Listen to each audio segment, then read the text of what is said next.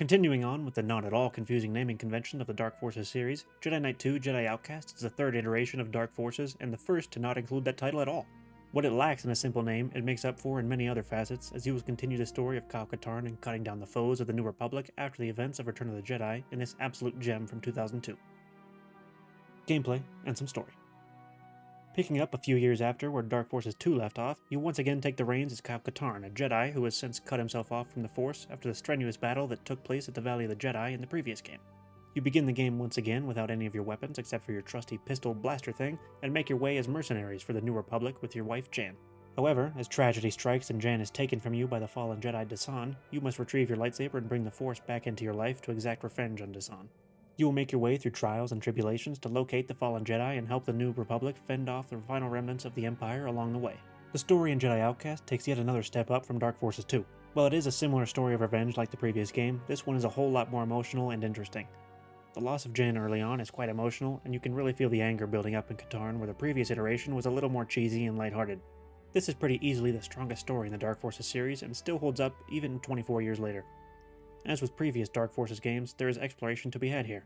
There are secret areas for those achievement hunters even though there are not Steam achievements available for this game. It did feel like the exploration was dialed back quite a bit here though, as the focus was on the lightsaber combat instead. This was a little disappointing as I did enjoy the optional platforming a bit in previous iterations, but overall not really a big deal with how strong the combat is. If you've played the previous games or watched my reviews of them, then you know that the first two Dark Forces games were built on speed and athleticism. You move at Mach 10 through the entirety of those games, and it never really slows down as hordes of cannon fodder are launched at you. Jedi Outcast takes a bit of a step back from that speed to focus more on the lightsaber combat and dueling.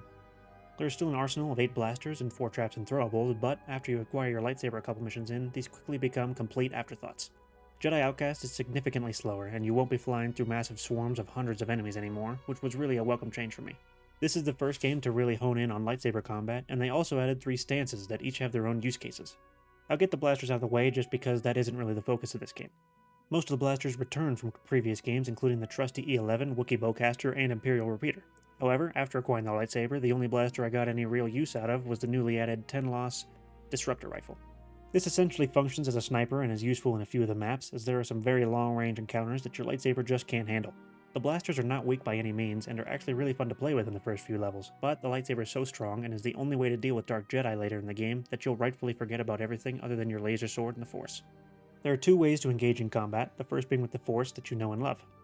Now, Raven Software abandoned the side choice that was prevalent in Dark Forces 2, with the player gaining access to all available Force powers throughout the game, going up to level 3 on each one for maximum effectiveness. There are 9 powers available for cycling through: push, pull, speed, jump, lightsaber throw, heal, mind trick, grip, and lightning.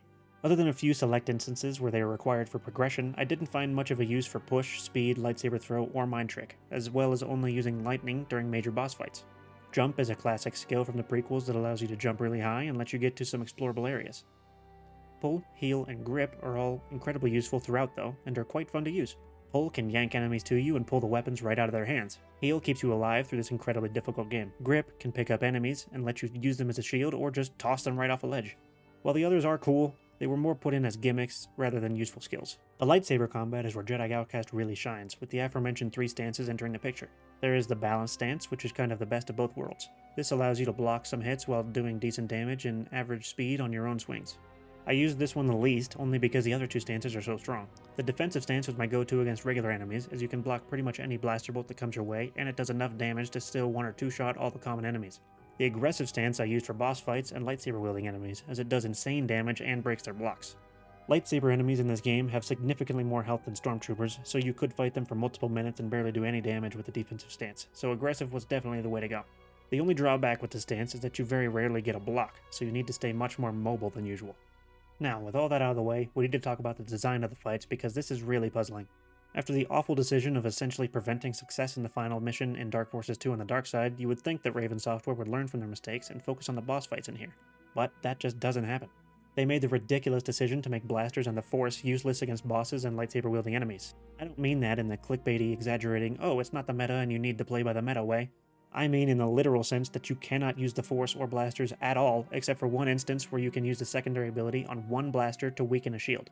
You can use lightning sparingly, but other than that, you can only do damage with a lightsaber, which is already ridiculous in itself, but it comes to a head in the final fight that combines every awful decision into one. Normally I avoid spoilers, but if you pick up this game, you either need to know this or look it up, so I'm going to break my rule here. I played this on Night difficulty, which is the second hardest because of my experience with Dark Forces 2. The game is hard enough, but not unfair like the previous entry, so no real problems there. The problem is with the design at the end. The whole game teaches you to use the Force, be athletic, and be aggressive to be successful. Without ever having the game say differently, you just have to forget all that at the end to win, as you run away like a little bitch for 10 minutes, only doing damage when you're invincible, or else you'll be instantly one-shot by Dasan because the lightsaber block no longer works. I thought it would be different after the disaster of the final fight in Dark Forces 2, but it was almost as bad, unfortunately. There is also the multiplayer aspect to Jedi Outcast that is ridiculously fun. While I did not try the online, I did play this mode solo against the AI, and it was every bit as good as I remember from when I was a kid. You can play free-for-all or in teams, as well as 1v1 duels, and every mode is fantastic. My personal favorite was Capture the Flag, with 2 teams of Jedi duking it out on various maps for ultimate supremacy. While there are other Star Wars games to get your story fix, there aren't really any that nail the sandbox multiplayer outside of the Battlefront series, and this is easily the best place to get your Jedi fantasy played out.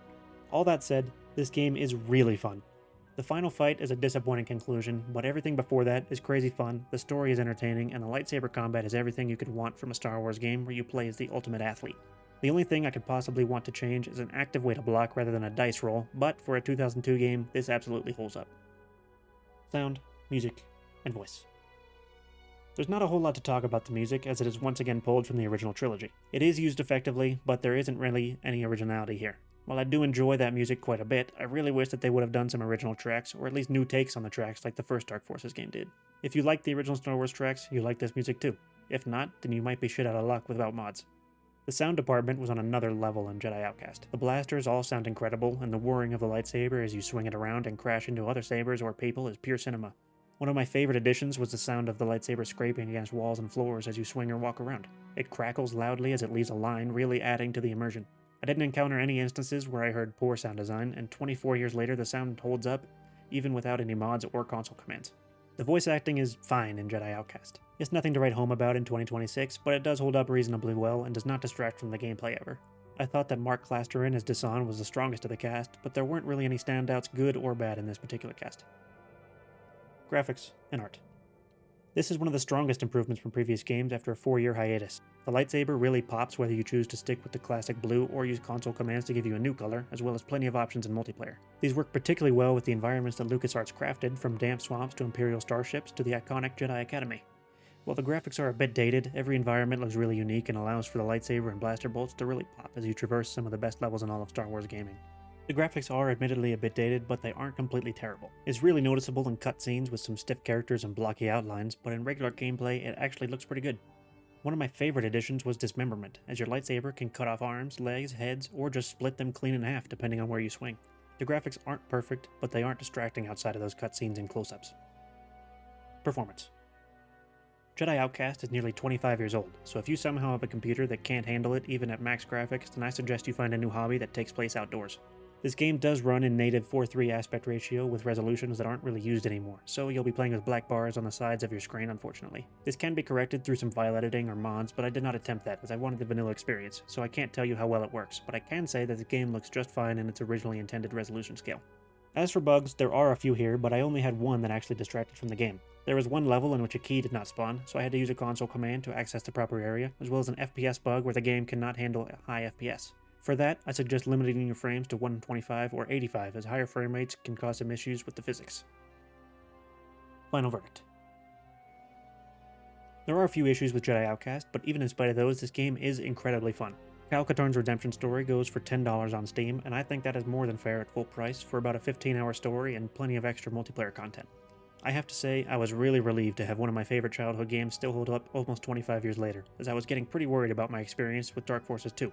Jedi Outcast is the ultimate redemption from the time to be had in Dark Forces 2, and in my mind is in the upper echelon of Star Wars gaming. I don't think this is really worth it for non-Star Wars fans after almost 25 years, but for anyone even remotely interested in Star Wars, it is well worth a try at full price or at its often discounted price of $3. I do reviews like this one for the games I play on stream, so check me out on Twitch if you're interested in watching me experience these games. If you liked the review, give it a like, and if you didn't, give it a dislike. Thank you all for watching, and I'll see you guys next time.